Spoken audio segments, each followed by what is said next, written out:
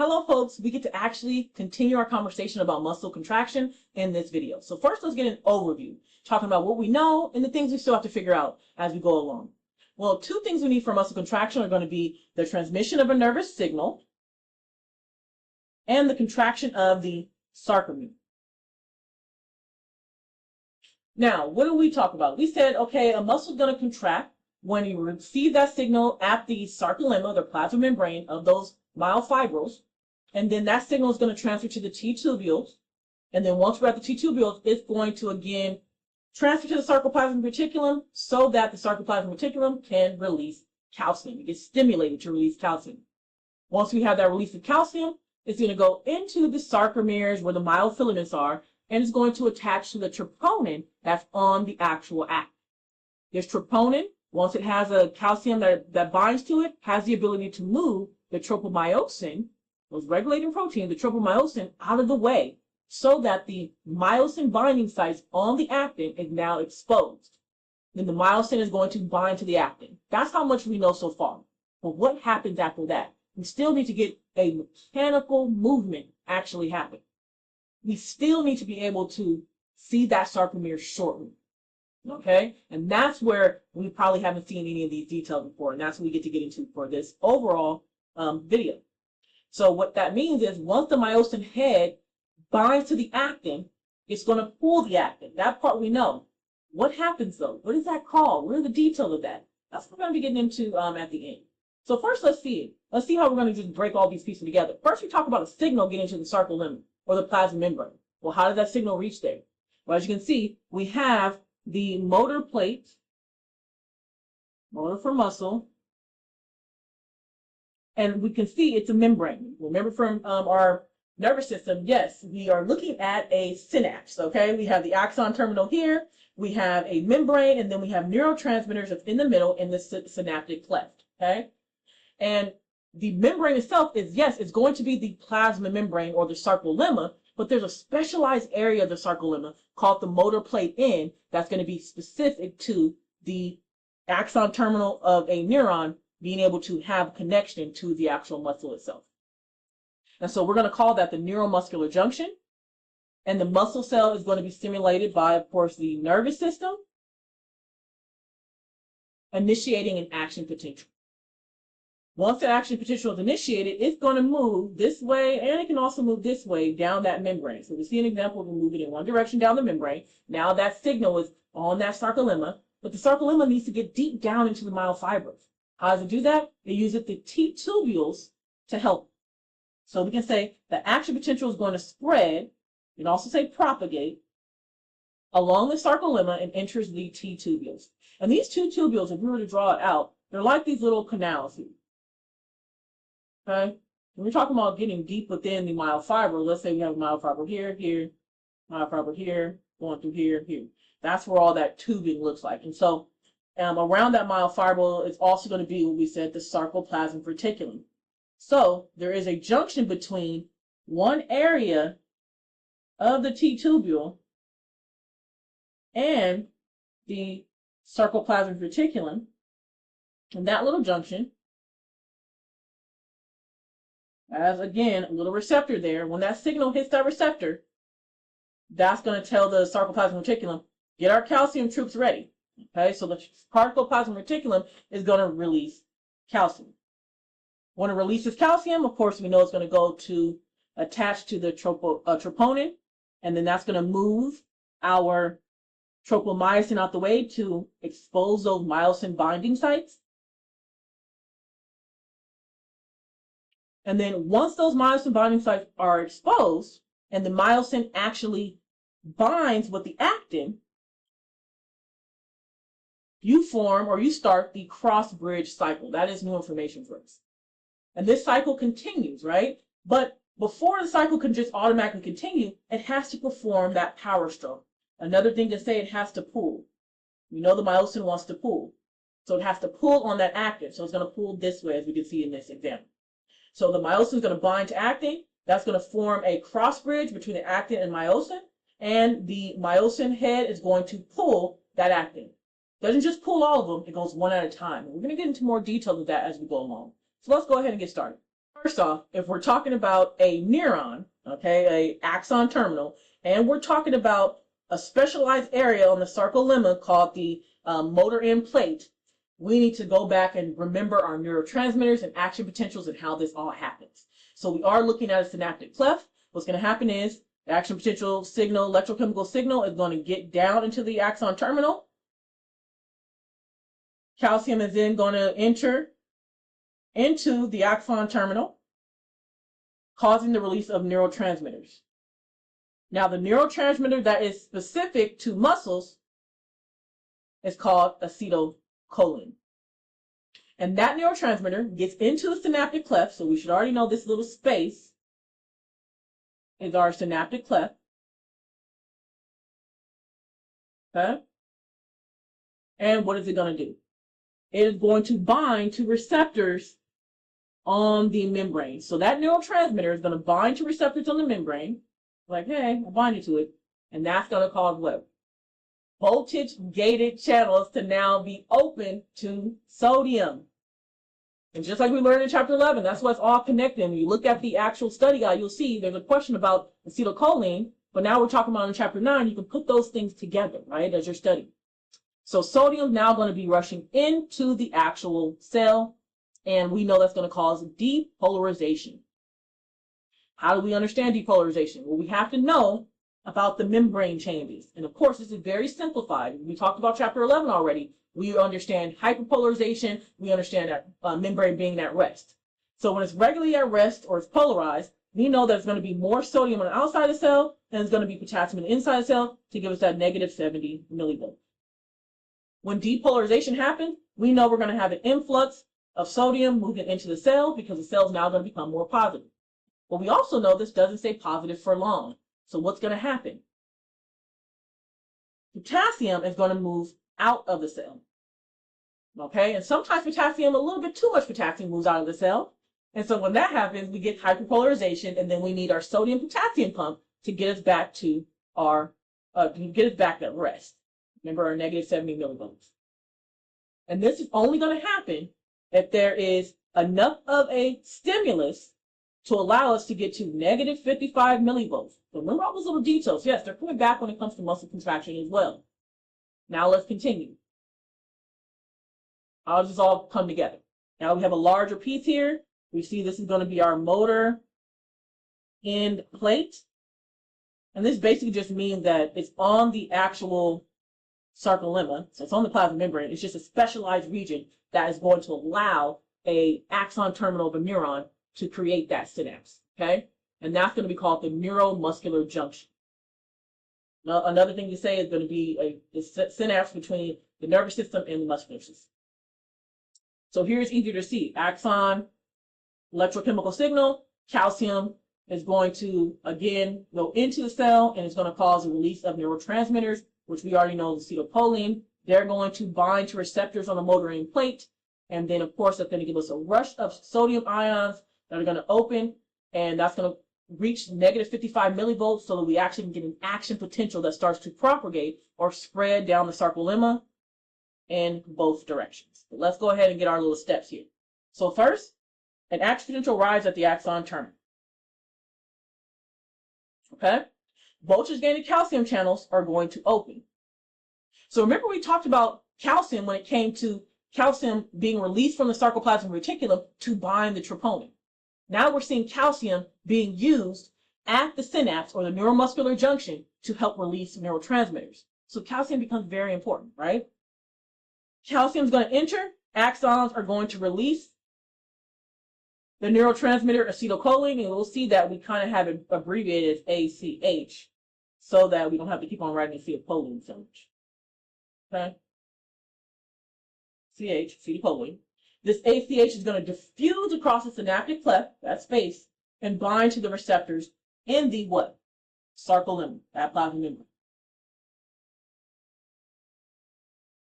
What else happened? The sodium ion channels are going to open in the sarcolemma, starting in action potential. Now, of course, they're missing some steps here, right? We have more details. We already went through chapter 11. But remember, you can think in your mind, sodium ion channel is going to open in the sarcolemma. We need to get to that negative 55 millivolts. so that we can start an action potential. But it's going to look very simplified when we're talking about it here. Okay? Now, as we know about the action potential, we know it's going to go from the sarcolemma to the T-tubules to the sarcoplasmic reticulum is going to get excited, release that calcium to the troponin. It's going to bind, and it's going to move the tropomyosin. It's going to allow myosin to bind the actin. Then it's going to have a cross-bridge cycle and, of course, a power stroke. That's going to allow the sarcomere to shorten. All right, we get that part. Well, before all of that, when we continue to have these sodium ion channels open, what if we kept on having the acetylcholine hit all these receptors? Well, that means we're going to keep on having the action potential, and therefore we'll keep on having contraction of that muscle. You don't want that. You want to be able to have contraction of the muscle, and then you want to be able to stop the signal and move forward until there's another contraction. You don't want continual contraction of that muscle. Okay, and sometimes think about it. If you have continual contraction of muscle, continual shortening, how are you going to extend and stretch other properties of the muscle itself?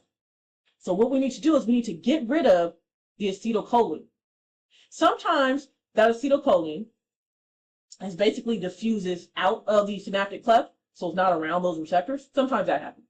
Most of the time, the acetylcholine is broken down into the A portion and the CH portion.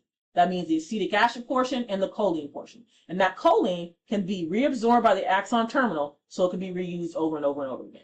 Okay, and there's an enzyme that helps us break down the acetylcholine called acetylcholinesterase. Anytime you see ASE at the ending of something, ending of the name of something, that's going to signify that it's an enzyme. Okay, and this is going to signal the acetylcholine to stop. So if it's not binding to receptors, you're not going to have sodium depolarize the membrane and cause an action potential. That won't happen if it stops. And now the muscle has the ability to relax until it's ready to contract again. That's how it works. Okay?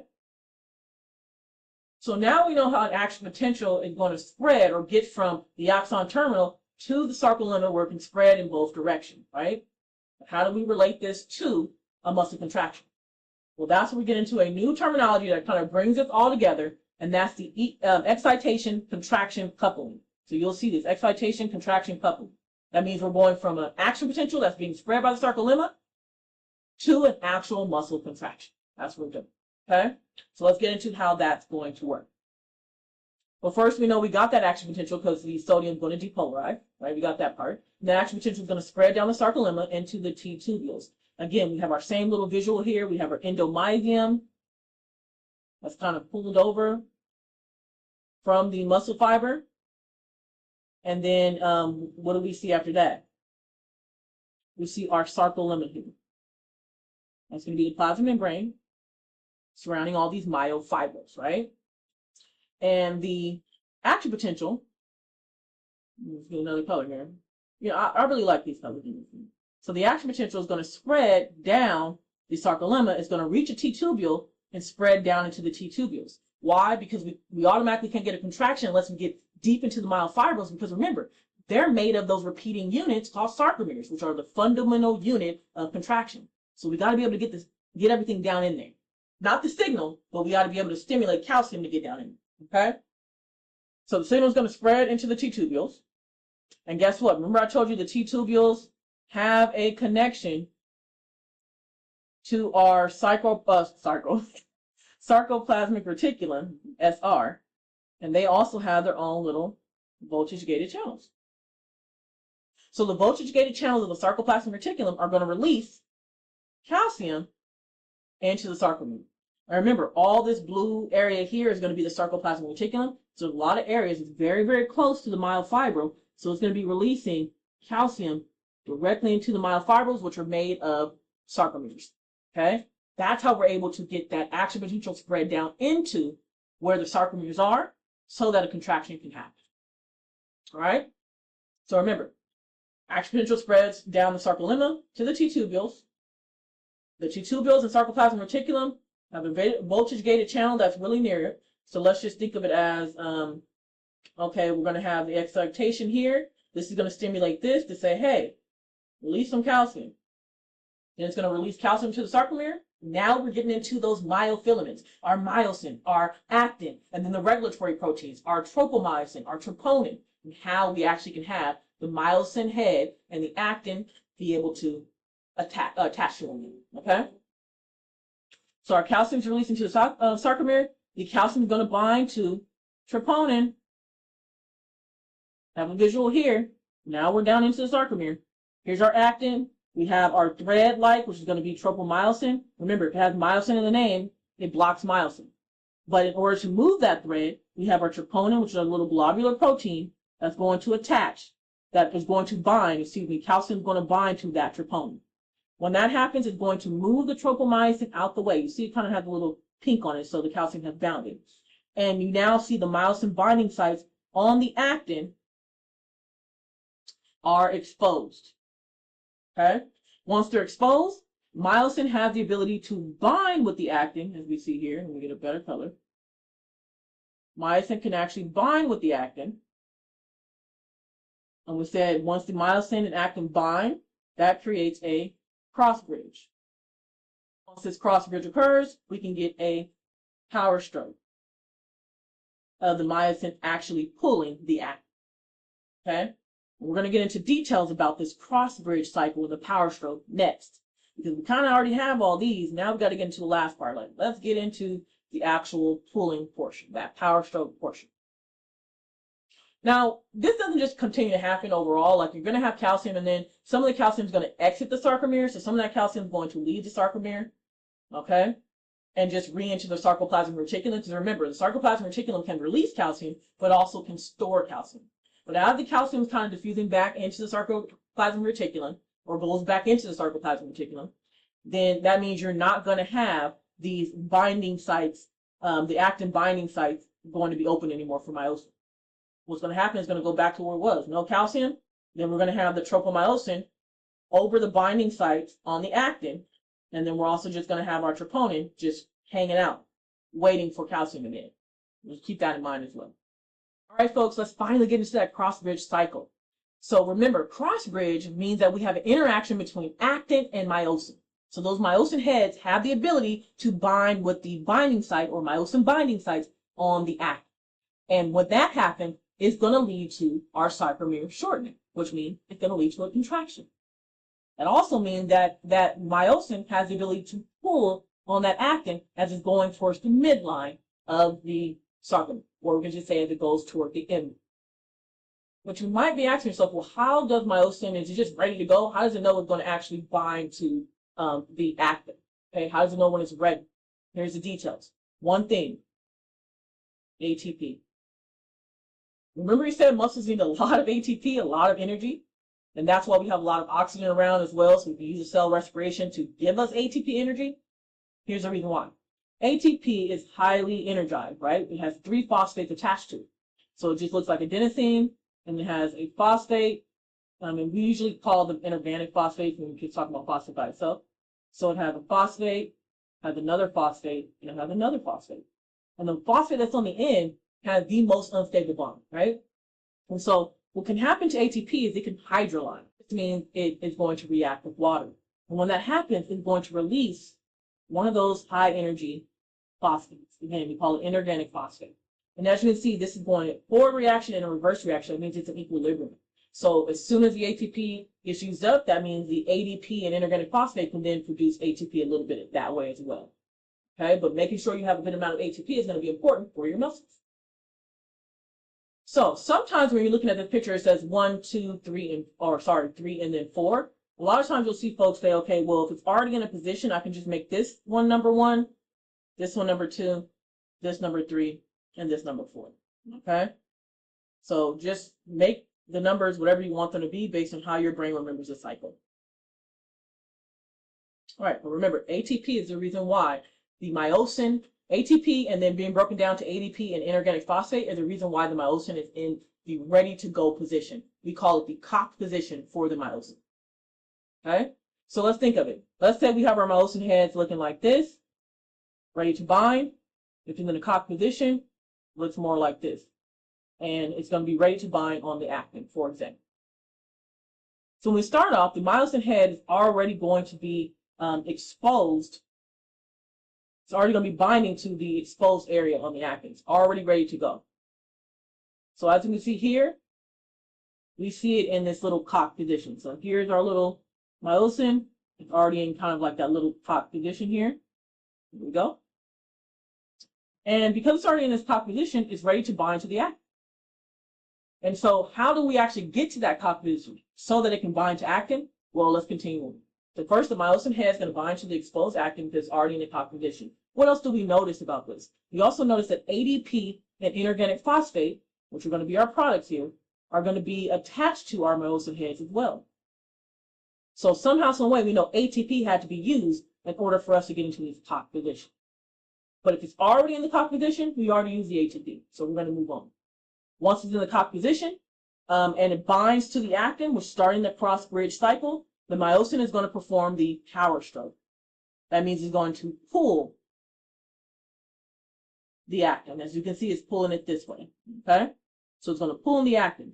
Once it starts to pull an actin and perform the power stroke, you see that ADP and inorganic phosphate are going to be released.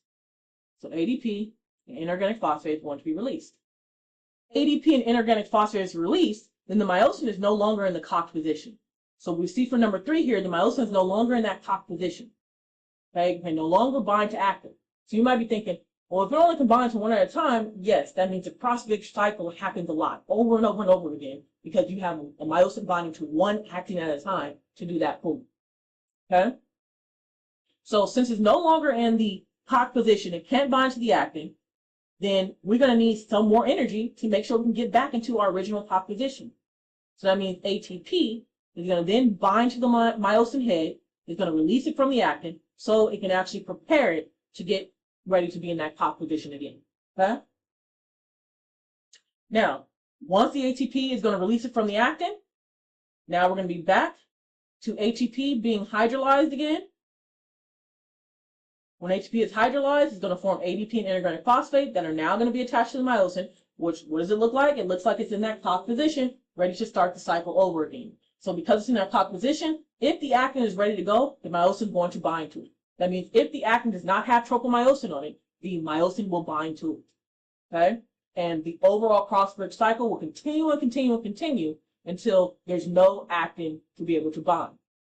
That means that that tropomyosin thread goes over the actin binding sites and myosin can no longer bind actin. So again, before this cross-bridge cycle starts, the myosin's already in the cock position. Okay? That means you have myosin attached to ADP and inorganic phosphate, and is going to be able to bind to an exposed actin. When that happens, it's going to perform the power stroke. So it's going to pull that actin. You can see it's pulling the actin in this direction here, for example. Once the power stroke happens, then and you move the actin, you're going to end up releasing the ADP and inorganic phosphate. If the ADP and inorganic phosphate is not attached to the myosin head, it no longer is in the cock position. So it goes out of the cock position and is going to need more ATP to bind to it so it can release from binding to that one actin. So imagine if you only have one actin it can bind to, you won't be able to continue to pull the actin towards the end line, right? So what's going to happen? We need ATP to remove that myosin head so that it can bind to the next one, and the next one, and the next opening, and the next opening. Once ATP is used and releases the myosin from that head, okay, meaning they're talking about the myosin head from the little actin binding site, then it gets hydrolyzed back to ADP and inorganic phosphate, back into that cock position, so it then can bind to another actin. You can see it's like it would be another actin. Goes to the power stroke, releases ADP and inorganic phosphate. Is going to use ATP again to release from the actin it is bound to. Then ATP is going to be hydrolyzed. Some of that energy is going to be allowing the hydrolyzation here. And what's going to happen? The myosin's back in that cock position. Back in the cock position, it can bind to another actin. Then it's going to move to a power stroke again, releasing the ADP and inorganic phosphate. And this is going to continue to happen over and over and over and over again. Just think about how many actin little beads that have the myosin binding sites are on this little piece that we're seeing here of actin. Think how many myosin heads we had. So there's a lot of cross-bridge cycles that are happening at the same time to be able to get that actin to the M line of the sarcomere for contraction, to shorten. So during contraction, thousands of cross bridges contribute to the shortening of the sarcomere. And remember, we're talking about myofilaments, which are a part of sarcomeres, which are a part of myofibrils. A bundle of those myofibrils or a bunch of these myofibrils are a part of the muscle cell. A bundle of those muscle cells are going to be the fascicle. A bundle of those fascicles are going to be the muscle, right? And some of these muscles can be huge, like think of your biceps or again your rectus femoris and your thigh, your quadricep. That's a lot of contraction that needs to take place. So you can have so many of these cross-bridge cycling happening, and you're going to need a lot of ATP. That's the reason why ATP is so important as well. And remember, after all of this, we need to be able to stop the myosin. How do we do that? Well, let the calcium move away from the troponin. If there's no calcium, then these tropomyosins can now start to close or block the myosin binding sites on the actin, and then we're not going to have this overall contraction. You can also regulate it by the calcium itself. The sarcoplasmic reticulum is not being, once it's stimulated, it can release calcium. But if it's not being stimulated through the action potential, then it won't release calcium and you won't have a contraction.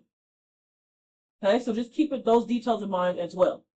And this is happening for a piece of a myofiber, right? Piece of like those sarcomeres or those repeating units. Just think about all the different pieces that are coming together to allow that contraction to happen. Okay, folks? Let's move on to some worksheets then.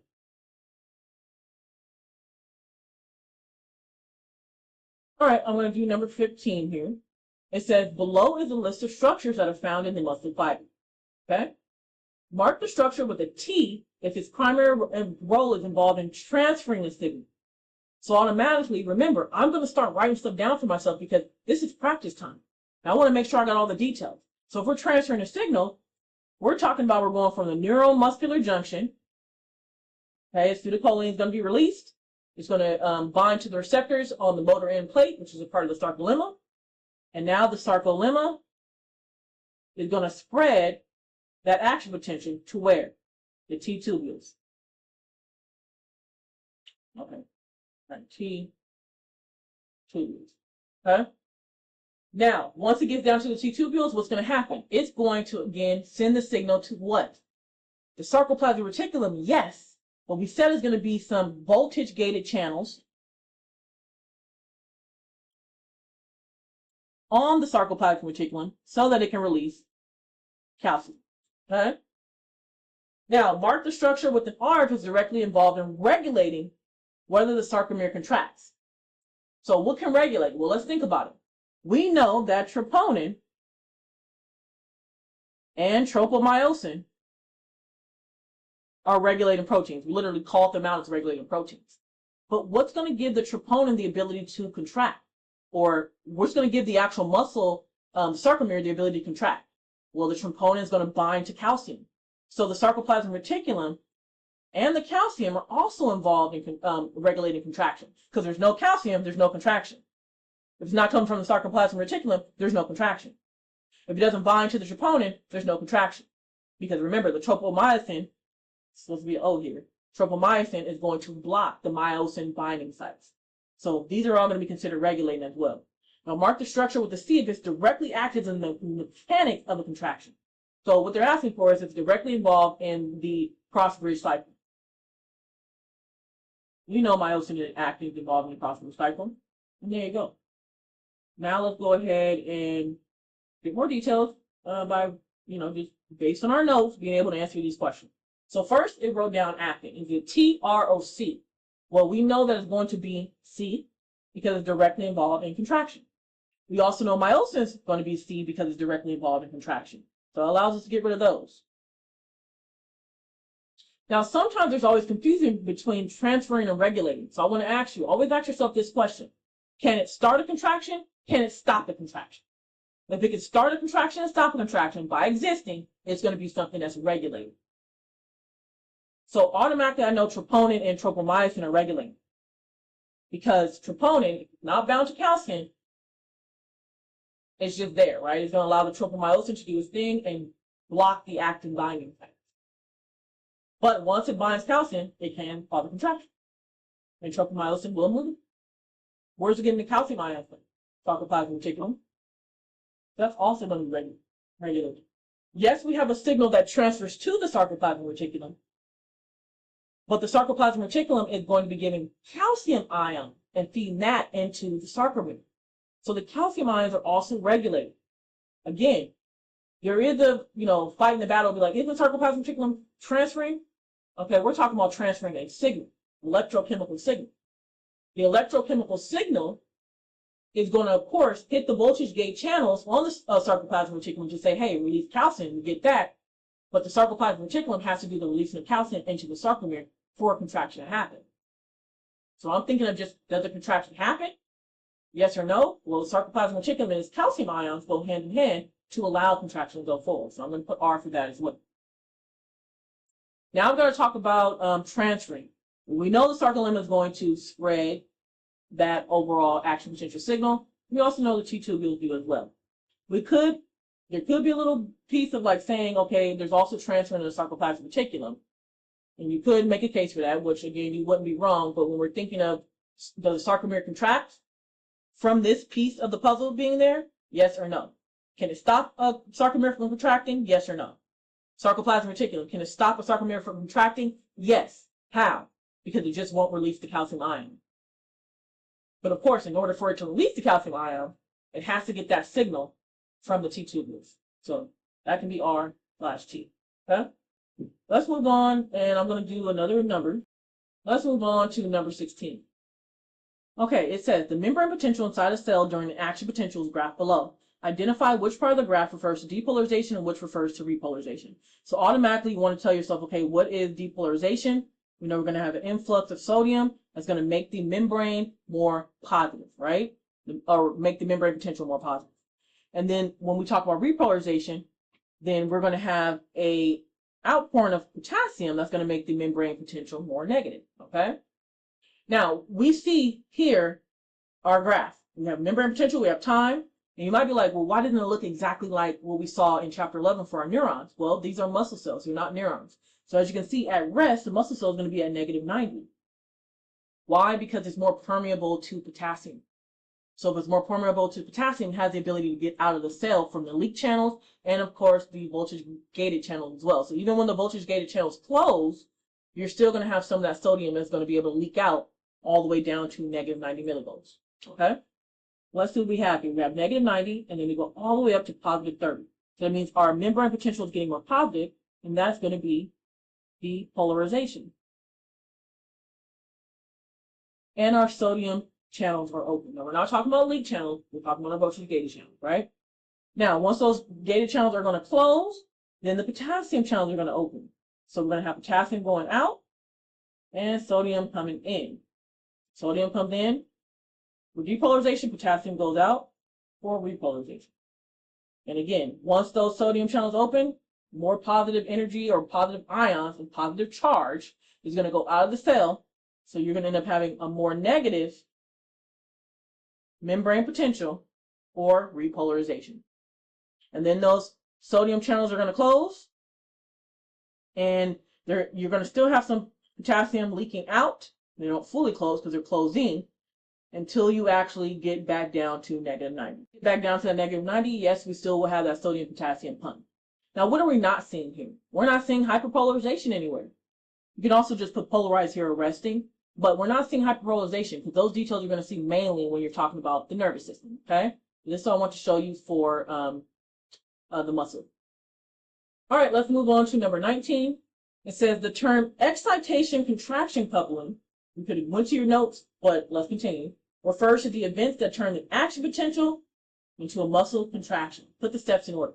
So with these kind of things, again, I need to go to my notes and start getting more detail for myself. Calcium binds to troponin. What's going to happen then? Well, the calcium is going to bind to troponin. The troponin is going to change conformation, is going to move the tropomyosin. What's going to happen after that? The myosin binding sites on actin are exposed. That makes sense, right? What else? What do we actually start this whole thing with? An action potential. Action potential travels down the sarcolemma and T-tubules.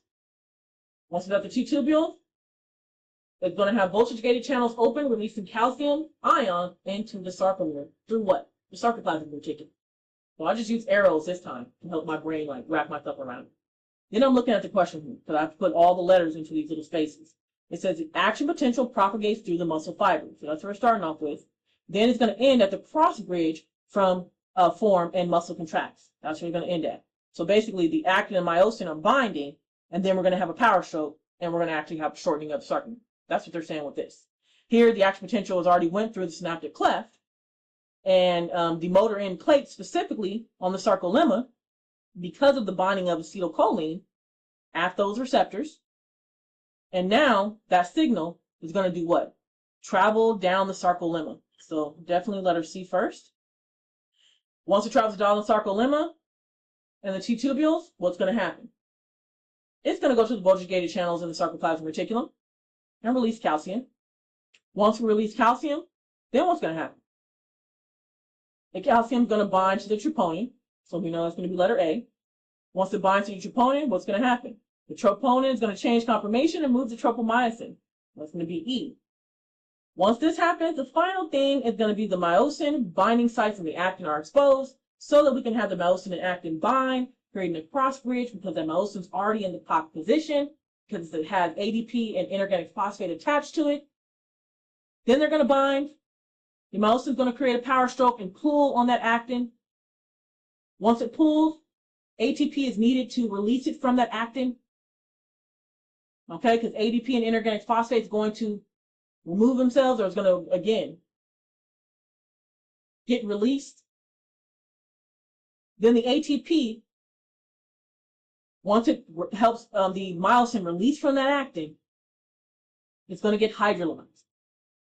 And now that myosin has ADP and inorganic phosphate on it again in that cock position, ready to bind to the next actin that is available. All right, folks, let's go ahead and move on. Let's do number 21.